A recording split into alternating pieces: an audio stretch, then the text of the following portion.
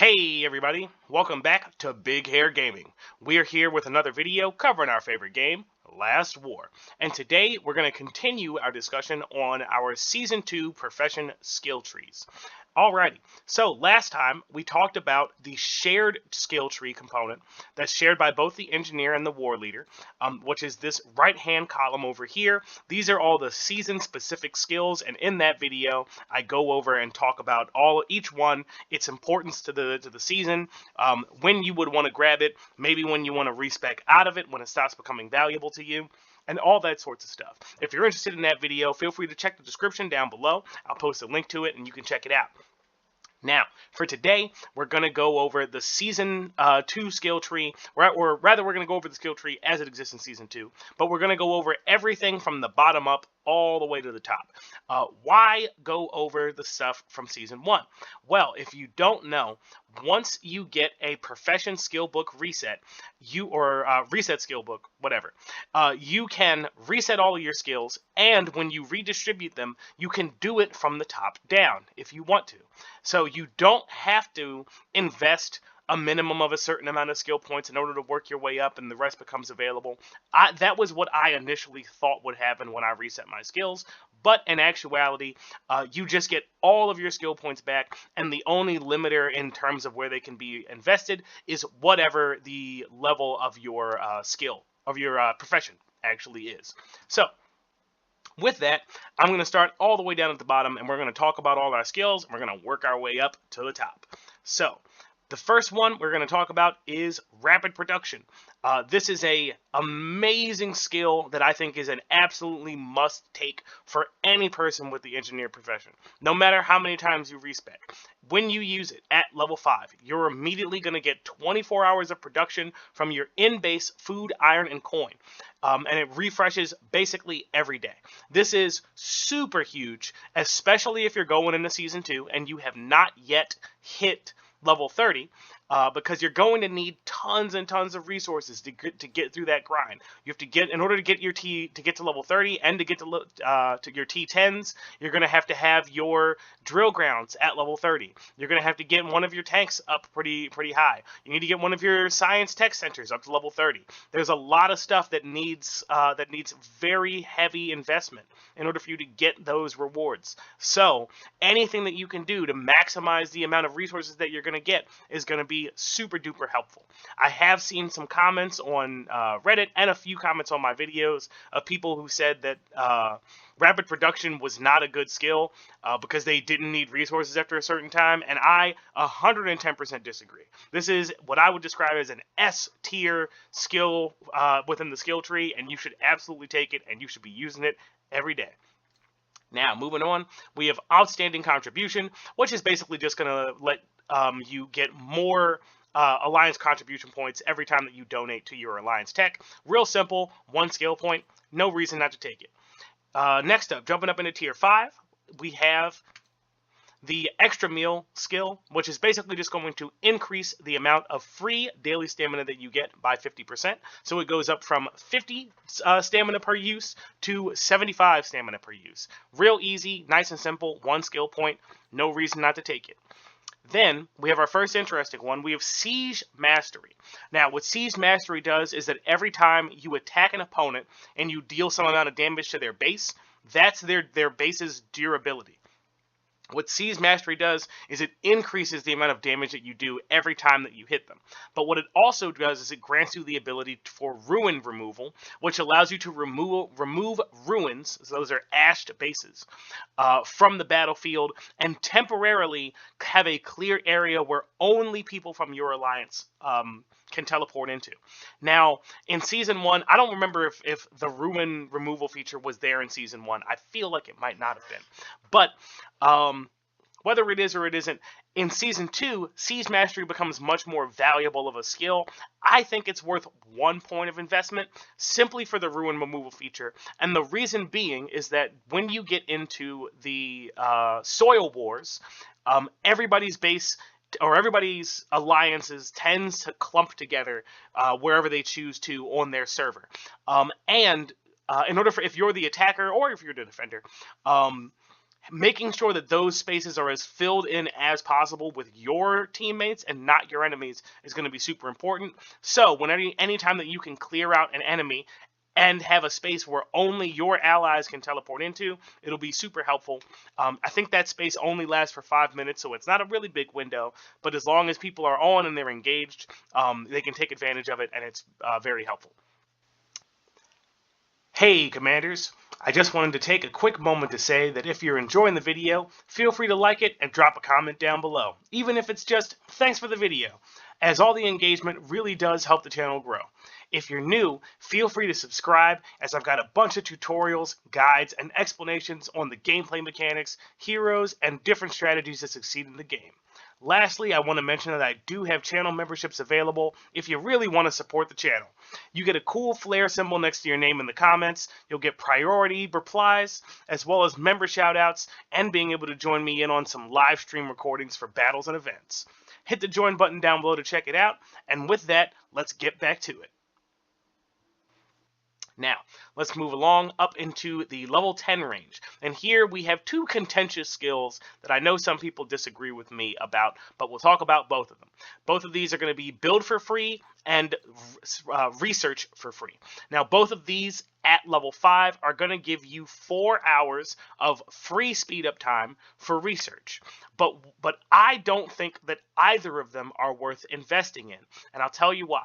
Because when you have really long builds and really long researches, you're only going to, for an investment of 10 skill points, you're only going to get 4 hours of speed ups for everything that you build. Now, it does happen every time you build stuff, and it is helpful when you're building things that just simply don't take that long. But I don't know about you, but for me, I have I don't know how many days worth of speed ups. It's a lot. So I'm not really super concerned about things that don't take a long time. Also, I'm totally fine with waiting for something that only takes, if it only takes a day or it only takes 2 days, I don't mind waiting for that. Or I don't mind using speed ups. But build for free, research for free, for 10 skill points, for me, it's a no take. I'm not interested in them. However, what I am interested in are the two skills build now and research now. For which build now is going to you can use it to immediately reduce all construction time queue by 600 minutes, and it cools down every 2 days. Whereas the research now is going to use that to reduce all research time by 1200 minutes, and it cools down every 2 days. Now, the way that it actually breaks down is that it's, from what I've tested, at least the last time I tested it, I don't know if they've changed it since then on the back end, but it is spread across all 4 of your buildings. So I don't know if it works differently if you only have 3 builders or if you only have 2, but I have all 4. And what it seems to be is that total of 600 minutes is spread across all 4 of your builds. And it doesn't seem that if you only have 1 build going, then it all goes to 1. I don't think it works that way. I think that if you have 4 builds, then you get the 600 minutes. If you have fewer than that, then you get a little bit less. But that's the way that I understand it to work.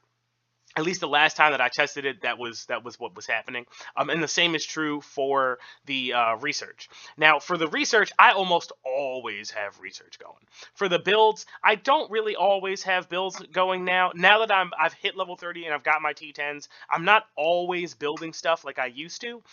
So I would say maybe I still do keep build now. I still do keep that one. But I would say maybe if I were to respec, I might put a little bit less of investment in build now, just because I don't build that much stuff as often. I don't have a whole bunch of long builds going, although once the upgrades for level 31 and level 32 come back out, this will probably be more valuable. But the reason that I value build now and research now is that for long builds and long researches, which you're going to have several, especially when you're pushing towards T10s, you get stuff that takes 5 days, 6 days, 7 days.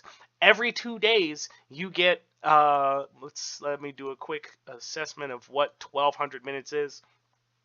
You get 20 hours of speed reduction off of research now. And so every 2 days, if you do a research that takes 10 days, you can continually get a benefit from research now, whereas you only get a benefit from research for free when you start it, and it's only 4 hours. When you're doing a build or a construct that takes 30 days, like it does for some of the high level headquarters, you don't really care about a 4 hour increase, but being able to get rid of, a couple hours every 2 days, now that's something that's such a little bit more meaningful. Moving on up to our level 20 skills, we have Rally Rush, which is going to allow you to join or return with rallies a little bit faster. This one is kind of helpful. A couple of my alliance mates have this because I've noticed they'll beat me back to the hive when we're doing the really far away doom walkers and stuff like that. For me, I don't really value this too much because I'm not really super concerned about march speed and that kind of thing. In terms of travel distance, I'm not really hurting for getting back, and if I am, then I'll just kind of spend like a couple of gems just to boost my speed and get back a little bit faster. I'm not really against taking Rally Rush, but it's just not something that I find a lot of value in. So for me, this one's kind of okay. You can take it or you can leave it. You can invest in it however much you want to. I don't think it's a bad skill, but it's just not one that I usually take. Next up, we have Siege Banner. And basically what this does is it allows you to increase the durability damage of all your allies within a certain radius, and it lasts for 30 minutes, and it stacks up to 5 times and has a 3-day cooldown. This is one of those things that I never have the presence of mind to use, and the only time that I find myself using Siege Banner is usually when somebody else uses Siege Banner and I remember that it exists. So it's not a bad skill. It's just one that I personally always forget that I have, but it does only cost 1 skill point, and like when you see somebody else use it, you can throw it down too to make sure you get some extra damage on your opponents. And they do stack, which is nice. Cool. So moving up to our level, 25, we have Siege Inspiration, which is going to increase the amount of profession EXP that you get from damaging city durability. For me, I don't recommend taking this one. It has 3 levels in it. It boosted up to I'm going to assume up to 60% increase. But for me, you just don't spend that much time attacking cities, especially in season 2, because you're not really trying to take over land from opponents in season 2. But you just don't really spend that much time like damaging cities. If you're not on when your alliance chooses to attack a city, like you might not even be around when the city is taken. So to invest 3 skill points in something that like you're not gonna do that frequently, that's going to increase your EXP. I'm like, I would skip it. I don't think it's that big of a deal. Next up, we have Friendly Aid, which when you're reinforcing an ally's base, the casualty rate of the drill ground units decreases, but it does not stack. I'm going to assume this is a 25% reduction at max level. I don't invest in this at all. The reason being is that when I'm joining an ally's base, like it's because that they're under attack, and I'm doing it because I'm like pretty certain that I can actually help.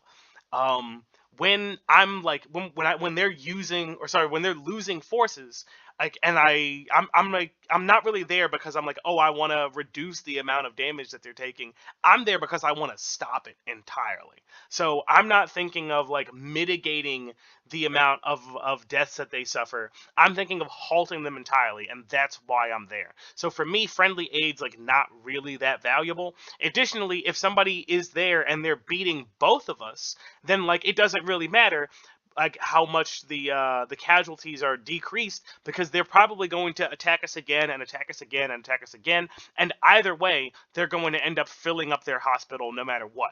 So for me, Friendly Aid doesn't really matter in like in an actual case of what are they doing and what's happening when you're trying to take advantage of that skill. Cool. So moving on up, 2 very popular skills for the engineer skill tree. We have cooperative construction and cooperative research. These 2 are S rank skills for me, absolute must takes for the engineer profession. Basically, they allow you and an ally to both get a 20% speed boost for your construction buff, and a 20% speed boost for your research buff. This is really helpful, especially on those days where the line for the capital buffs is just crazy long and you just want some kind of an increase, even if you're not going to wait, however many hours it might be to get the construction buff or the research buff.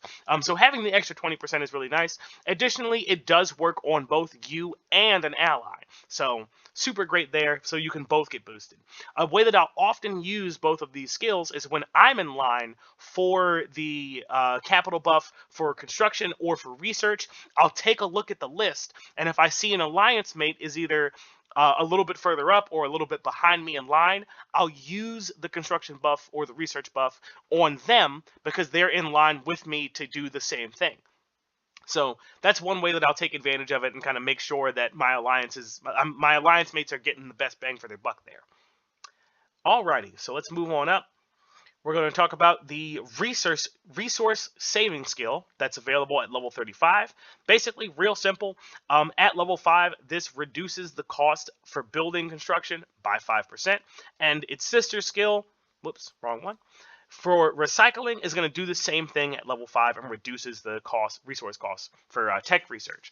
Both of these I think are very valuable, especially if you're going for your constructions for level 30 bases, or you're going towards your T10s.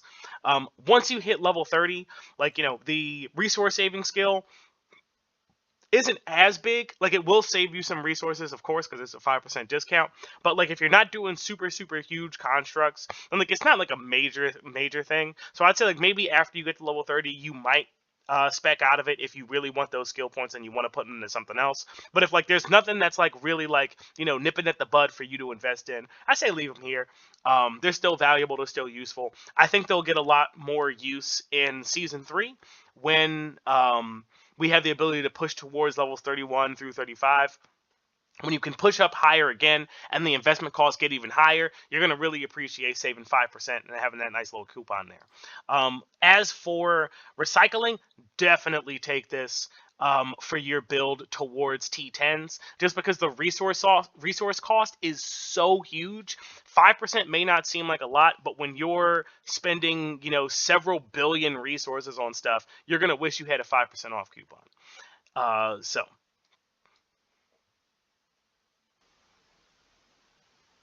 So next up, we have Medical Aid at level 35. This skill allows you to choose an ally, and then once you use this skill, both your hospital and theirs will increase by a certain amount, lasting for 240 minutes, and it cools down every 3 days. I'm going to assume that this increases by 10% each time, which to me still doesn't matter even if it's 30%. The reason being is that I'm not really concerned about increasing my hospital capacity for a length of time. Now, there is a use case here where when I'm fighting, maybe I can use my increased hospital capacity to just save more troops and then keep myself in the fight longer. You do get it for several hours that you have to be able to utilize it. So that's not bad.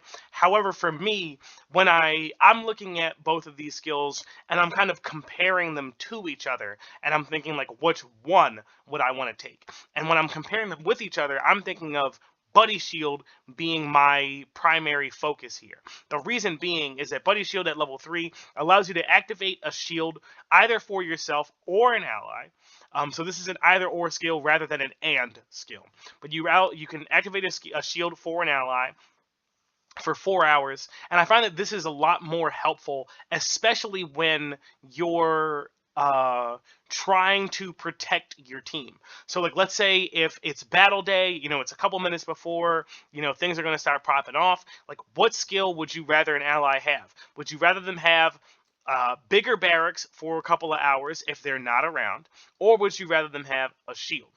I leaned towards the shield.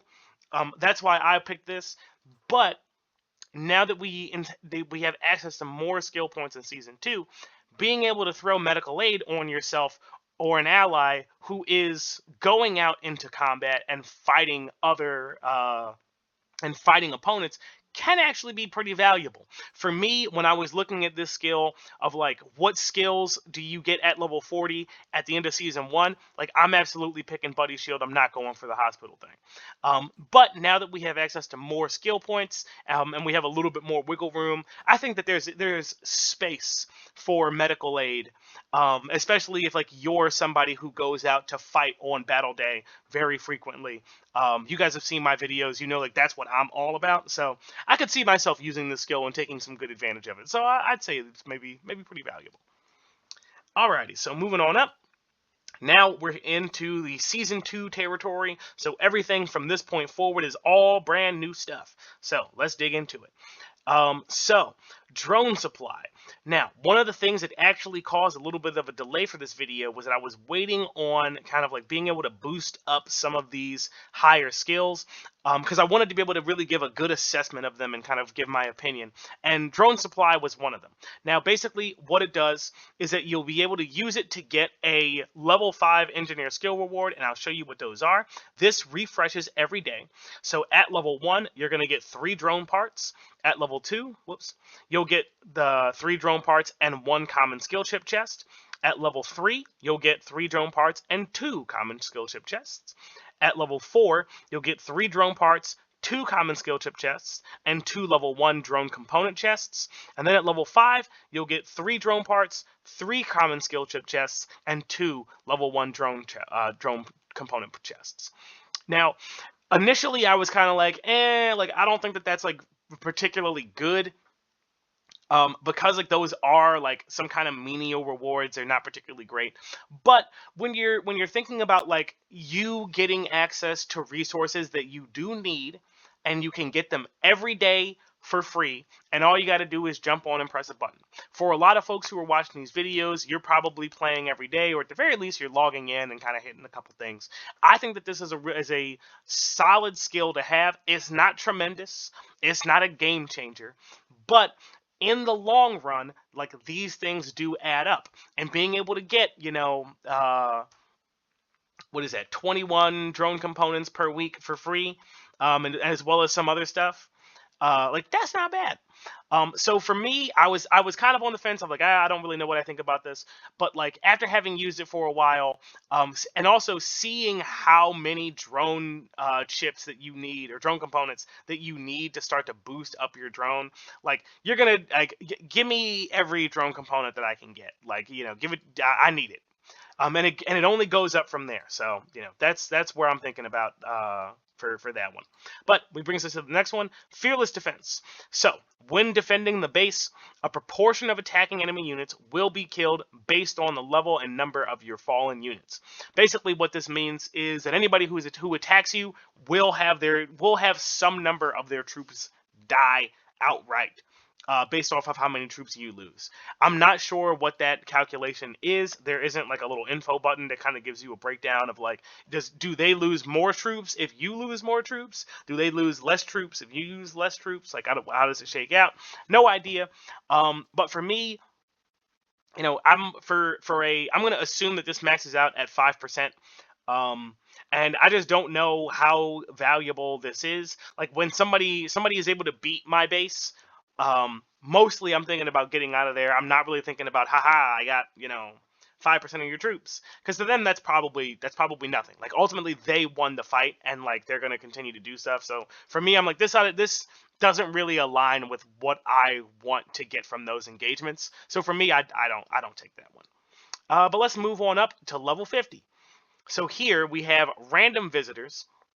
Now, what this is going to do is you're going to get 1 random visitor or survivor, and it has a kind of lengthy cooldown at level 1, but that goes down as you invest in it more. I'm going to guess that this goes down. I'm going to guess it goes down to a day if you invest in it fully. For me, additionally, I'm like, it's kind of like the drone thing, but like I value the drone more than I value getting random visitors. Getting additional visitors can be pretty good, but I getting legendaries is like so meaningful but so rare that like I'm not really sure like because there's a lot of other cool skills in the level 40 to 70 range. And so I'm just not really sure if I want to commit to putting a bunch more skill points into this bucket.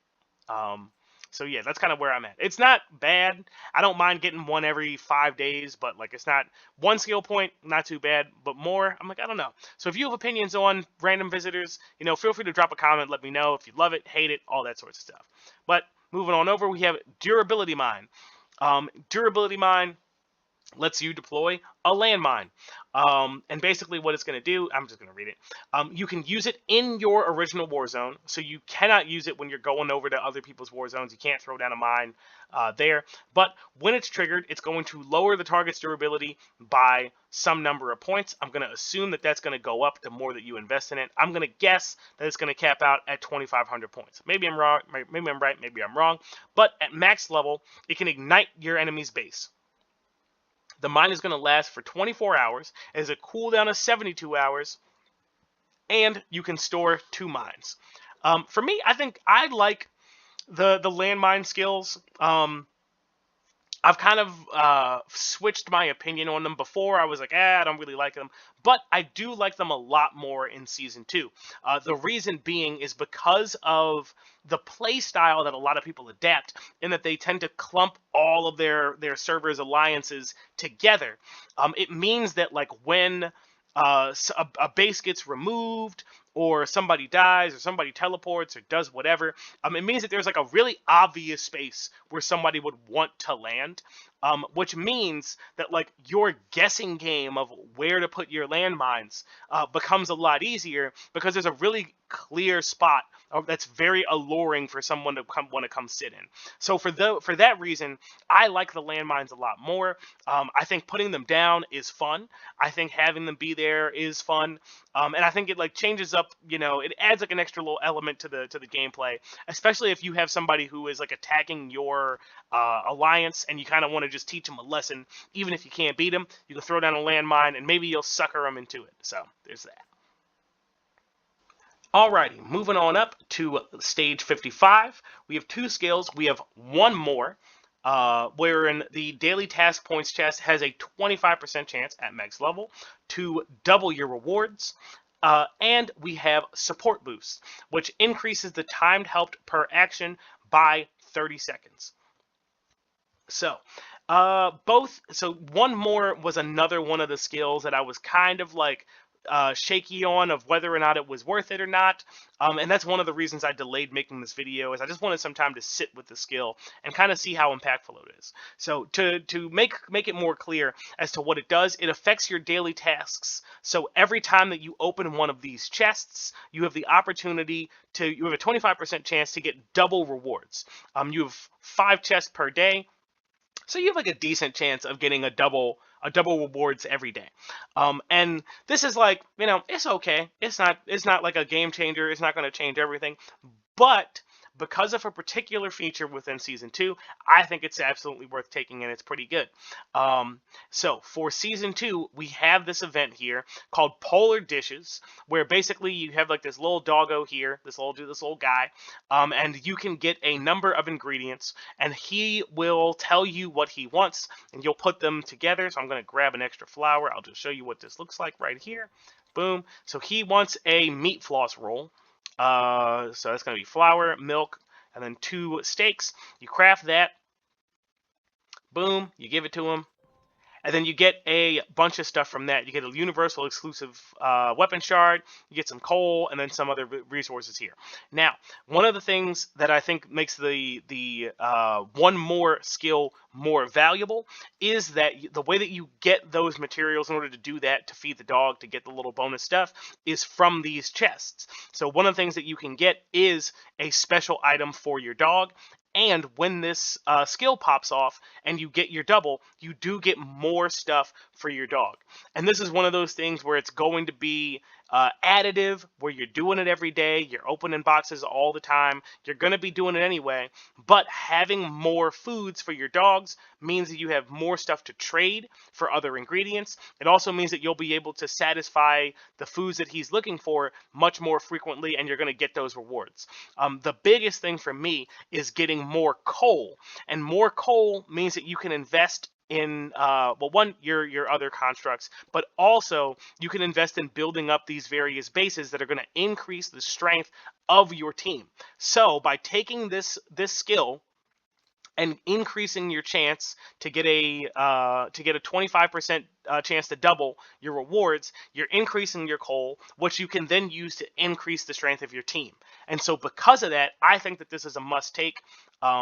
It's the other stuff that you get along with, you know, the extra rewards for your dog are nice. But for me, like, this is the reason to take the skill of, like, ultimately you get more coal. More coal means more power. So good on that one. For the support boost, this one I'm gonna assume that at level 5 it increases the total time by 2.5 minutes. That can be okay. If you watch my other video about how the help action works, in that we go into the nitty gritty and try to figure out, you know, basically how the help action functions. You know, when is it beneficial to kind of push towards having more helpers or having a greater help time? For me, my help time is already pretty good. If I want to push my help time as high as possible, I can get up to 20 minutes. So I'm not really super concerned about getting like the extra couple minutes here and there, but but like for those, because I did that video and I know that for like the really big builds, the big help there is actually help received rather than help time. I'm kind of hesitant to invest in boosting my help time artificially, to try to get more stuff, just because I know how big that threshold is in order for it to be helpful. And like, it, you know, 2.5 minutes to my help time is going to be nothing. It's not a big help. So for me, I'd rather, between the two, I would much rather push this to level 5 than I would to push the support boost. Alrighty, moving on up to stage 60.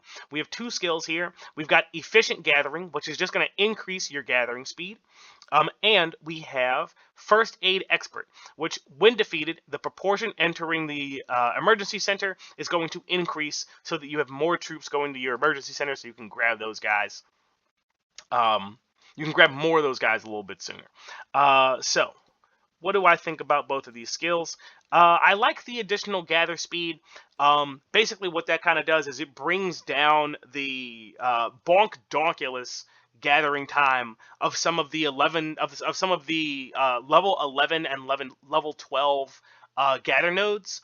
If you've seen those around in season 2, you'll see some like level 11 and level 12 nodes that you can grab. And at least for me, even with some very decent gathering buffs, it takes like somewhere in the magnitude of like 10 hours or 12 hours to gather from those resources. So like anything that kind of gives you like a little extra boost so you can grab them, and you might be able to get 2 a day instead of maybe only 1 and some change, I think is pretty useful. But at this stage, you know, what am I investing in? Maybe I'll like spend some in the gathering one. I'll probably go back and maybe invest in some other ones. I might go back and grab medical aid if I want to. But I'm not super crazy about the First Aid Expert, just because like when I am losing troops, like eventually, I think most of the time is that like the emergency center fills up in its entirety before my cooldown comes off. So I'm not usually like, maybe I'm just not aware of how helpful that could be. But, you know, an extra 5% troops, I don't think that's going to be like a huge game changer. And then like once it gets full, like they can't go in anyway. So I don't know. For me, I don't have very strong feelings towards First Aid Expert. I don't think it's that great. But if you do, let me know down in the comments if you felt like you had a noticeable change from using First Aid Expert. Feel free to drop some information down below. Alrighty, so moving up towards our final 2 tiers, we have level 65, where we have Battlefield Cleanup, which is after defeating Ironhead, Glutton, Miser, and Doom Elites, the gain for coin, food, and iron is going to go up by 2%. I'm going to assume that that's going to go up by 2% per each level of investment, so you'll get 10% more food, iron, and coin from defeating those enemies. I was curious as to whether or not this works for the zombie invasion event, and I don't believe that it does, because those enemies have a different name. So just for clarity, Ironhead, Glutton, and Miser, those are your 3 generic zombie types. So if we go out to the world map and we do the zombie search, these are these 3 guys. And then of course the Doom Elite is a Doom Elite. So those are specifically what that pertains to. I do not believe that they work for the zombie invasion event. If you know for sure, like if you've tested it and you can say like, yep, I'm getting 10% more, like let me know down below in the comments and I'll make a correction and I'll add that to the description. But I don't believe that it works for the zombie invasion. And for that reason, I'm not particularly interested. The amount of coin that you get from Doom Elites like isn't crazy. You know, nobody's hunting Doom Elites because they give you a whole bunch of money. We're doing it mostly to get rid of energy. But you know, if it worked for the zombie invasion, like then I might change my tune because like that's where the money's at. But for me, I'm not super invested in battlefield cleanup. Then over here we have Master Builder, which is increasing your building speed. I assume that this is going to be kind of like the other building buffs, where it's not a 5% speed up to like your overall time, but it's a 5% speed up to your based building construction speed, which is still like decent. Like, well, taking more construction buffs is pretty good. I'm not sure if I'm gonna take it in season 2, simply because I've done a lot of my really big builds already, and so I just don't have like a big construct coming up that needs greater investment here. So I might like, so once I get up to this threshold, I'll probably go back down and kind of reinvest some skill points elsewhere.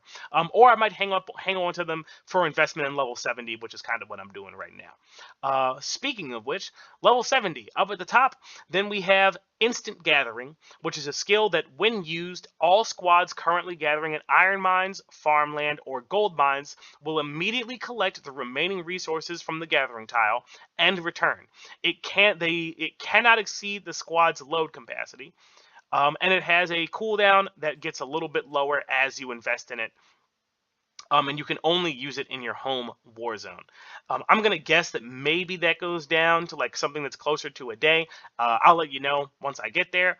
But if the thing that I'm not sure like how good this is like I don't know like how close of your squad's load capacity like is it. Like I load capacity is kind of like this weird stat in the game where like we understand what it does, but like as far as like what's a lot and what's a little bit, like I don't really have a good reference for that.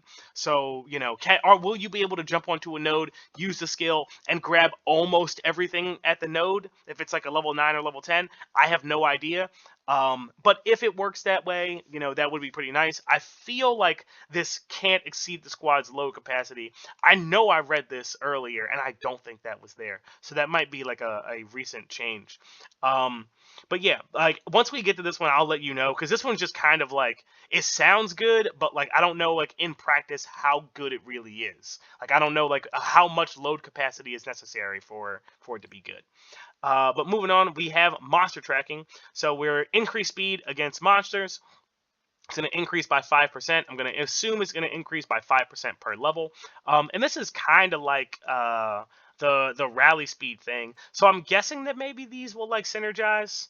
I think like the rally one is maybe, well, I don't know. Returning with rallies, I would guess that they would probably synergize. And maybe when you're coming back from fighting a Doom Elite or something, and you're in a not a Doom Elite, but a Doom Walker, like maybe both of these will work together and you'll come back really really fast. But I don't know. For me, I'm kind of like for level 70 skills, I feel like these are kind of lackluster. Like you could go faster. For me, that's kind of lame. As a top tier skill for the engineer profession. So maybe swapping Master Builder up to level 70 would make this feel a little bit cooler. I don't know, but like the top levels of this don't seem super duper great for me. So once I get up there, maybe I'll have some recommendations on respecking. So once we come back to this in season 3, I'll have some new opinions. But those are my thoughts. Hey, and with that, that's going to bring this video to a close. I want to say, like, you know, if this video helped you out, feel free to drop a like.